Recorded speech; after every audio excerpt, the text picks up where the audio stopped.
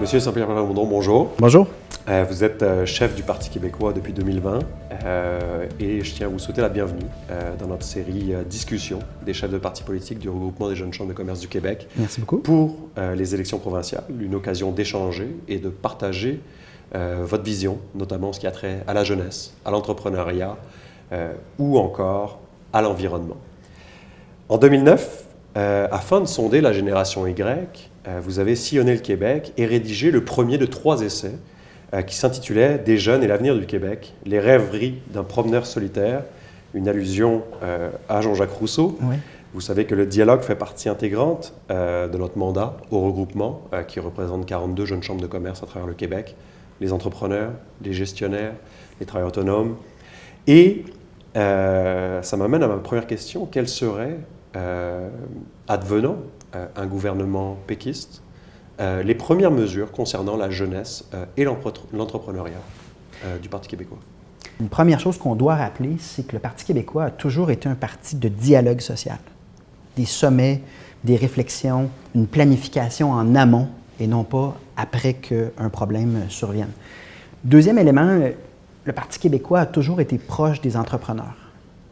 C'est pas su énormément, mais que ce soit le rôle de René Lévesque pour le Cirque du Soleil ou Bernard Landry, la Cité du multimédia, Jacques Parizeau, un économiste qui était dédié au développement des entreprises québécoises, on a toujours pensé, et je pense encore, que notre prospérité économique débute d'abord et avant tout par les entreprises fondées ici au Québec qui sont appelées à devenir des champions, à jouer un rôle au-delà de nos frontières et donc à favoriser une balance commerciale bien meilleure que malheureusement ce qu'on a en ce moment. Et moi, je pense que c'est toujours la meilleure approche de développer ces entreprises-là. Et dans la version 2022 de cette mentalité-là, bien, vient l'environnement. Parce qu'on se dit, le passif, le coût de l'inaction est tellement grand, il faut absolument orienter nos entreprises, notre entrepreneuriat vers les secteurs de la nouvelle économie verte pour qu'on soit concurrentiel à l'étranger, mais également pour des raisons d'humanité là, bien évidentes, à savoir, plus on attend, avec le résultat qu'on voit beaucoup de nouveaux visages, mais que la moyenne d'âge également... évidemment, il faut se rappeler, là, le Parti québécois sert la cause de l'indépendance du Québec. La seule façon d'y arriver, c'est d'avoir toutes les générations.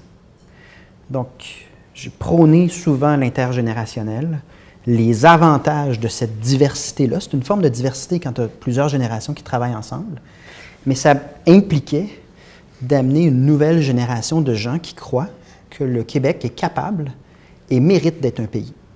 Et c'est ce qu'on voit, c'est ce qu'on a vu, c'est ce que les gens verront durant l'élection. Ce beau mélange-là et cette collaboration intergénérationnelle, si on le transpose dans le milieu des affaires, c'est la même chose. On ne gagne pas, surtout dans les circonstances de pénurie de main-d'œuvre, de défis très importants par rapport à notre avenir, on ne gagne pas à opposer une génération contre l'autre.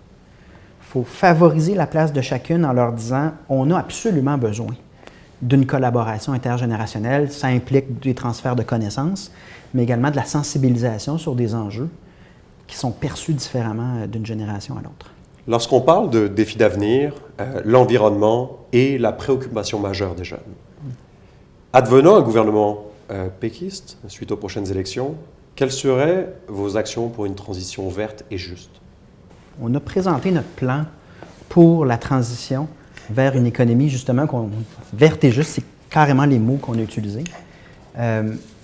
Et en matière d'environnement, puisqu'on a un peu de temps, là, laissez-moi vous poser la question suivante. Comment se fait-il que, alors que la science sur les changements climatiques est hyper claire depuis plusieurs décennies, pourquoi est-ce qu'on n'a pas élu déjà, depuis longtemps, des gouvernements qui font de l'environnement une priorité? Et moi, je vous dirais, il y a également une science du comportement électoral. Il faut absolument, de mon point de vue, qu'on ait des gens qui ne se sentent pas moralisés ni menacés par la transition qui s'en vient. Elle est nécessaire. Je pense qu'on a fait le travail de dire aux gens c'est absolument nécessaire pour l'avenir de l'humanité, mais il faut également que ce soit gagnant-gagnant pour tout le monde. On ne peut pas dire à certains groupes de notre société, vous allez perdre. Parce qu'électoralement, on le voit depuis 20-30 ans, c'est pas viable. Donc, il faut qu'un gouvernement soit capable, et c'est ça l'engagement du Parti québécois, au-delà de moraliser les gens en leur disant « vous devriez faire mieux », il faut qu'ils soient capables d'arriver avec un plan où tout le monde gagne, ce qui veut dire beaucoup d'investissements, d'investissements pas juste financiers, mais d'investissements de soi comme gouvernement dans cette transition-là pour s'assurer que ni les travailleurs, ni les entreprises se sentent menacés au point de bloquer ce changement-là parce que c'est ce dont on a été témoin. Donc, attendez-vous à un Parti québécois qui n'est pas tant dans la moralisation, les manifestations, les blocages, mais beaucoup plus dans la nouvelle économie nous demande cette transition-là, puis on va joindre les deux, puis on va veiller à ce que tout le monde y trouve son compte. C'est une responsabilité morale, certes, mais c'est encore mieux si c'est gagnant pour l'économie du Québec. Et ce mariage-là, il est absolument nécessaire si on veut qu'un gouvernement qui fait de l'environnement une priorité prenne réellement le pouvoir. Vous parliez de changement et vous savez que pour que l'on ait du changement, il faut de l'innovation. On sait que les jeunes entrepreneurs, notamment, sont un des moteurs forts de l'innovation au Québec. Ils connaissent beaucoup d'enjeux actuellement. On parle de pénurie, d'inflation, Ouais. mais il y a aussi d'énormes enjeux de productivité au Québec. On est d'ailleurs bon dernier en ce qui a trait aux investissements en innovation pour la productivité. Exact. Comment comptez-vous stimuler l'investissement en productivité?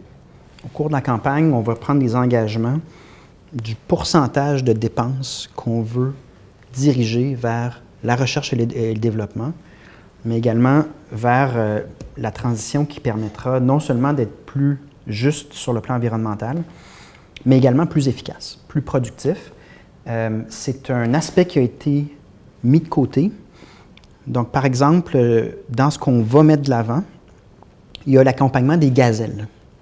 C'est un concept qui a déjà été fait par le passé par le Parti québécois, mais c'est de dire toute entreprise qui nous amène dans la nouvelle économie sur le plan environnemental, mais également qui améliore nos procédés, qui nous amène ailleurs en termes de qualité de notre économie, bien, on va les accompagner. On va leur donner un cadre puis un soutien qui, dans la mesure du possible, assure leur succès et leur développement. Je parlais de période compliquée pour les entrepreneurs, c'est aussi une période compliquée pour toutes les couches de la société, qui elle aussi fait face à l'inflation, on le sait, mais un contexte international difficile, sortie de pandémie, malheureusement la guerre en Ukraine.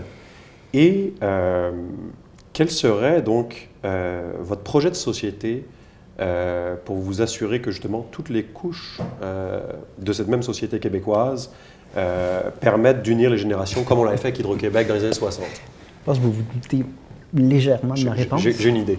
Vous avez une idée. On a vécu une période difficile. Dans les sentiments qui existent dans la scène politique, il peut y avoir la colère, il peut y avoir la peur, qui sont des sentiments légitimes. Moi, je pense qu'il ne faut pas condamner ces sentiments-là. Souvent, ils sont fondés sur des réalités. Mais il y a aussi l'espoir. Puis nous, au Parti québécois, on veut être ce parti-là qui porte l'espoir d'un nouveau chapitre. Il n'y a rien de plus tripant. C'est pour ça qu'on parle de nationalisation d'électricité. Il y a des générations avant nous qui ont vécu de grands moments. Il n'y a rien de plus beau que de se donner le droit d'exister à l'international. Se donner le droit de décider par nous-mêmes. Et de rassembler tous les Québécois. Comme on le sait, la question des identités revient souvent en politique. Dans ce que je vois pour notre avenir, ça me semble évident qu'on sera tous Québécois fondateurs d'un nouveau pays, d'un nouveau chapitre, lorsque nous aurons réalisé une quête qui dure depuis les Patriotes, depuis des siècles. On en a un projet de société et des fois, on se fait inviter au Parti québécois à cacher ou à s'excuser de ce projet-là. Comme chef, moi, ma philosophie, c'est la meilleure façon de faire avancer un changement de société, un projet, une idée, c'est de le mettre de l'avant avec fierté en disant « ce serait tellement beau, accompagnez-nous là-dedans, parce que nous, on rêve, nous, on a de l'espoir, on voit quelque chose de beaucoup plus encourageant que la gestion à la petite semaine avec des sondages puis des relations publiques vides de sens. » Donc, nous, on a ça au Parti québécois. Moi, je le porte avec espoir, mais avec fierté. Et c'est ça que je veux qu'on mette de l'avant, notamment durant la campagne. Mais Monsieur Paul Saint-Pierre Plamondon, merci pour avoir participé et répondu à nos questions pour cette série de discussions avec les chefs des partis politiques du RJCQ et bon courage pour les élections. Merci beaucoup.